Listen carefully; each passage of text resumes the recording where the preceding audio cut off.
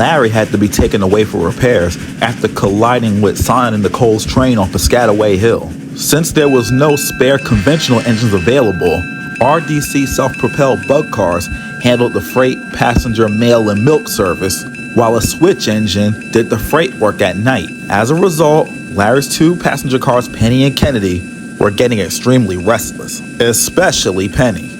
"I don't like the fact that we can't move," complained Penny.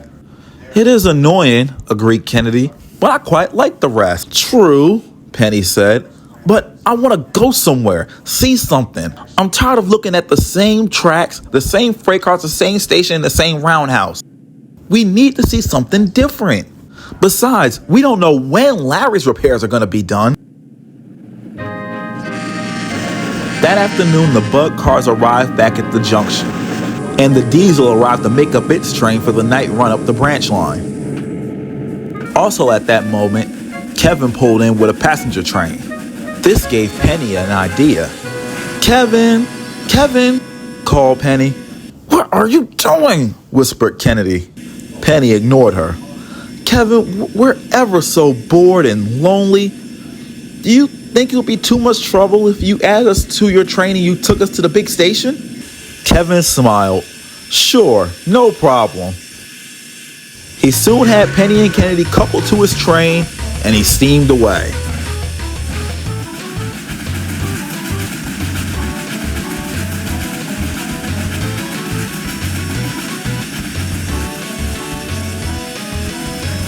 "Well, Kennedy," called Penny, "doesn't it feel good to feel the rails under your wheels again?"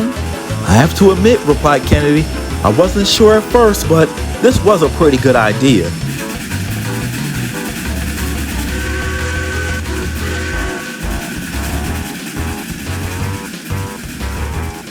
When they got to South Plainsville Station, Jihad placed them on a siding close to the station so they could watch the trains departing and arriving. Penny and Kennedy thought it was great entertainment. When things had quieted down for the night, they eventually went to sleep. They awoke early the next morning to see Jihad pushing Bullet's train, the Flyer, into the station. This gave Penny another idea. "Hey, Kennedy, you want to go to Otisville?" "Otisville," replied Kennedy. "Why do we want to go to Otisville?" "Because it's new. We hardly ever go there. The last time we went was when the school chartered Larry for a special train. When we came here to South Plainsville. Isn't that enough?" "Oh, come on," urged Penny. "You're telling me you don't got one more adventure in you?" Before Kennedy could reply, Bullet puffed alongside. "Oh, Bullet," called Penny. "Oh, good morning, Penny. Good morning, Kennedy. How are you doing?" "We're doing well, thanks for asking," replied Penny flirtatiously. "But, you think you could help us out?" Bullet was puzzled. "How can I help you?" he asked. "Can you take us to Otisville with you, please? We'd love to go there and see it." Bullet thought for a second. "I can't see why not." "Thank you ever so kindly," Penny smiled. Bullet marshaled Penny and Kennedy into his train, and once the conductor gave the all aboard, they set off for Otisville.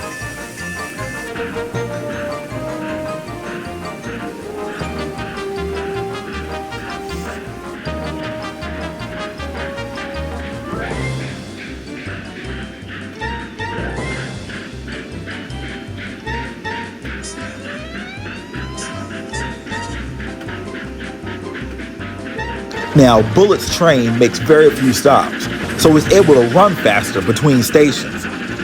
Penny loved every bit of it. "Woo-hoo!" she screamed. "Isn't this fun, Kennedy?" Kennedy didn't respond. She didn't really like the high speeds too much, and in all honesty, she just wanted to go back to the junction and wait for Larry to come home.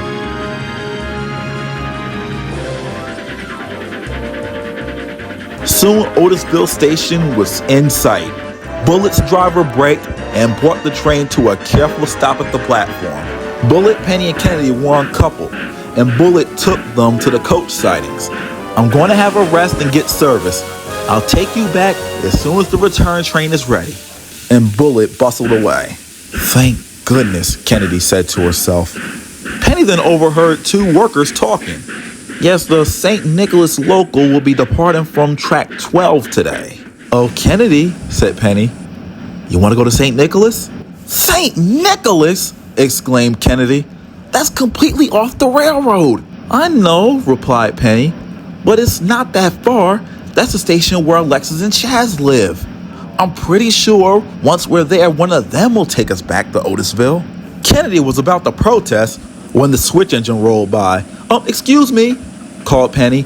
We're meant to be switched onto the St. Nicholas local. We're deadheading there. The switch engine just grunted as a reply. He switched tracks and coupled on to Penny and Kennedy. What Penny didn't know was that this particular switch engine was disgruntled and had just got yelled at by the yard manager, so he wasn't paying attention. Instead of attaching Penny and Kennedy to the local, he attached them to an express.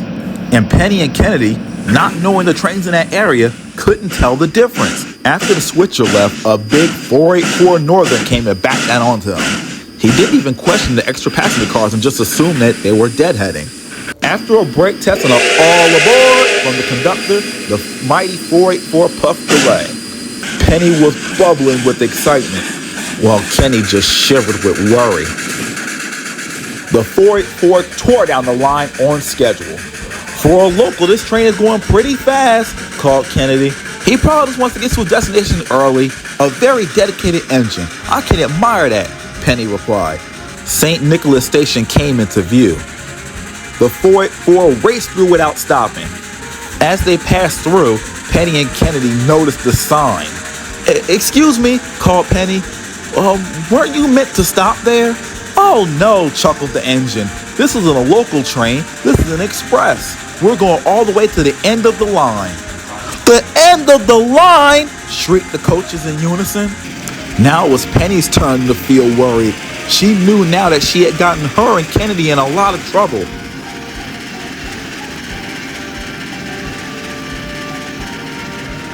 The train didn't slow down until it reached another large station. From what Penny and Kennedy could tell, it was on some kind of waterfront.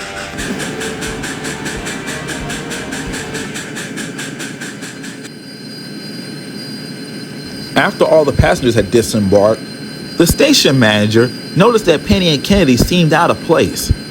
So he instructed the switch engine to take the regular express cars to the carriage siding and then take Penny and Kennedy nearest the locomotive servicing facility. Penny and Kennedy were left alone with a lot of strange engines. They didn't know a soul here. They were both very frightened. Both passenger cars remained silent for a while until Penny spoke. I'm sorry, Kennedy, she said, her voice cracking. I should have listened to you from the start. I took things way too far this time. We should have just stayed in South Plainsville. Penny was half expecting for Kennedy to say, I told you so. But Kennedy, just as sad and scared, only replied, It's all right, Penny. I understand you just wanted an adventure. Yeah, but look what it cost us. We're in this area where we don't know anybody. And who knows what's going to happen to us. We may never see the Southern United Railroad again. And to add to that, poor Larry's in the works and doesn't know what's going on. He's going to come back to his branch line and we're going to be gone and he's going to be devastated. I can only imagine what he's going to think, Kennedy said with tears rolling down her face. I'd give anything to hear his whistle again, sniffed Penny. I miss him so much I can actually hear his whistle, sobbed Kennedy. I can actually hear it too, replied Penny. It's probably just another engine that happens to have the same whistle type, Kennedy said. Then they heard a voice. Penny! Kennedy! Oh, where are you? It is Larry, Penny said with joy. We're over here, they shouted. Sure enough, much to their relief, it really was Larry. Oh, thank goodness I found you, Larry said with relief. Oh, Larry, thank goodness you found us, sobbed Penny. But how did you know where to find us? Asked Kennedy. Well, actually, I'd just been released from the works, and I was on a break-in run to Otisville with a freight train. I ran into Bullet, who said he had taken you guys to Otisville, and when he had came back to pick you up, you were gone, and assumed that you had gone back with somebody else. But I told him I hadn't seen you. So when I got to Otisville, I was about to give the switch engine a piece of my mind when the yardmaster came out. It turns out when you guys passed through St. Nicholas Station, Alexis happened to be in the yard. Her driver called Miss Caldwell, and Miss Caldwell called the station manager at Otisville, who happened to see me out his window. He told me what he had seen. I asked him to call Caldwell to see if I had permission to go after you guys, and she agreed, and well, here I am. But I have to ask, how the heck did this all happen? It was my fault, admitted Penny. I was bored and wanted to go on an adventure, but I just had to have more. I am very silly, aren't I? You're not silly, smiled Kennedy. You just got a little carried away. It happens to all of us sometimes. I mean, look at Larry. Hey, huffed Larry. And both passenger cars laughed. And eventually Larry did too. Well, I had enough adventures for a day, said Penny. I just want to go home. And that is exactly what they did.